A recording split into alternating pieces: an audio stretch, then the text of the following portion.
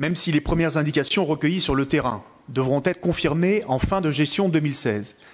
Il apparaît à la mission parlementaire que la refonte de la politique sociale plus juste et plus adaptée à l'évolution des besoins a permis de mieux aider les ressortissants de l'Office, les plus fragiles et les plus démunis, en s'appuyant sur un accompagnement personnalisé.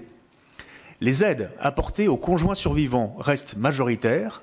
Parmi les secours servis, environ 60% des aides, même si un rééquilibrage au profit des autres ressortissants, notamment les anciens combattants, est perceptible. La mission souhaite formuler 3 grandes recommandations concernant la politique sociale de l'ONAC-VG. Premièrement, il faut poursuivre le travail d'harmonisation dans l'action des services départementaux. En effet, les exemples de départements cités dans le rapport du gouvernement montrent des disparités tant sur les motifs des interventions que sur le nombre de bénéficiaires, qui n'est pas toujours en corrélation avec la population. Deuxième recommandation, il faut réduire les disparités entre les services dotés d'un travailleur social de métier, c'est environ 25% des services départementaux, et les autres. Les assistantes sociales jouent un rôle central d'accompagnement, d'information et de conseil directement auprès des ressortissants.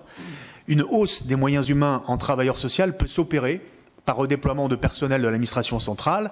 Il est aussi possible de mieux utiliser les compétences existantes et de les mutualiser, je pense aux moyens de la gendarmerie ou du ministère de la Défense, en prenant exemple sur les pôles mis en place pour l'instruction des cartes du combattant. Enfin, troisième et dernière recommandation, il faut s'appuyer plus fortement sur les associations du monde combattant pour relayer l'information auprès de leurs adhérents, mais aussi pour faire remonter aux services départementaux de l'ONAC-VG les changements de situation des ressortissants qu'elles connaissent de très près.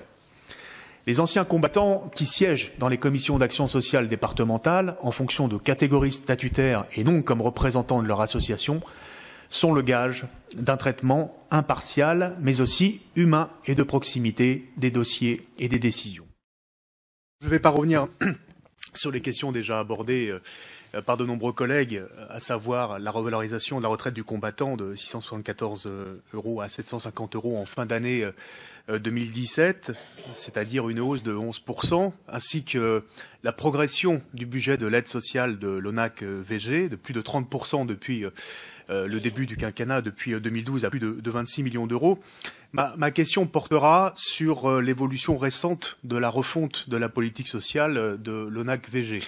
Nous avons souhaité, du côté de la Commission de la Finance, avec ma collègue Marie-Christine Dalloz, présenter notre propre rapport, ce que nous avons fait mercredi dernier, et notamment regarder sur le terrain un certain nombre d'observations au 1er octobre 2016 pour parvenir à des conclusions assez similaires avec ce que rapporte le Parlement. Je prendrai simplement l'exemple du département de la Loire. L'an dernier, sur l'ensemble de l'année 2015, il y avait eu 55 bénéficiaires de l'aide sociale. Au 1er octobre, nous étions déjà à 67 bénéficiaires, donc plus de bénéficiaires pour un montant moyen assez comparable aux années antérieures, mais surtout, sur ces nouveaux bénéficiaires, plus de veuves aidées, et surtout des anciens combattants qui n'avaient pas droit à la DCS dans les années précédentes.